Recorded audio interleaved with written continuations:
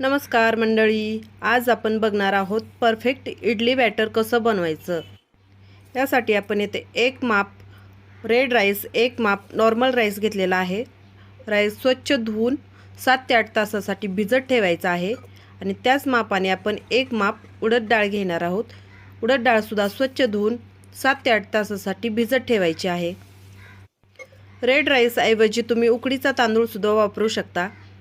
उकडीचा तांदूळ ही नसेल तर तुम्ही कोणताही नॉर्मल राईस घेऊ शकता, पण यासाठी तुम्ही 3 माप राईस आणि 1 माप उडदाची डाळ याप्रमाणे प्रमाण ठेवावे लागेल।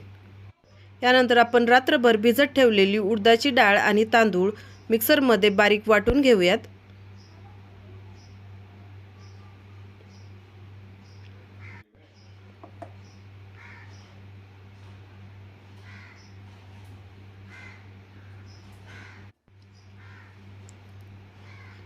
तांदूळ आणि डाळ वाटून झालं की हे मिश्रण आपणाला व्यवस्थित एकत्र करून घ्यायचं आहे आणि आपण हे रात्रभर किंवा 7 ते 8 तासासाठी झाकून आंबवण्यासाठी ठेवून देणार आहोत।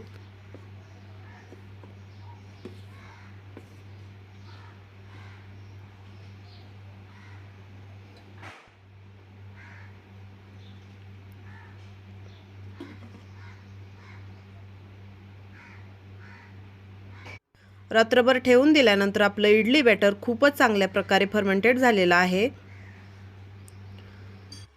या बॅटरपासून बनलेली इडली खूपच स्पंजी आणि टम्म फुगलेली बनते। तुम्हाला जर ही माहिती आवडली असेल तर चॅनलला सबस्क्राइब करा, व्हिडिओला लाईक आणि शेअर करा।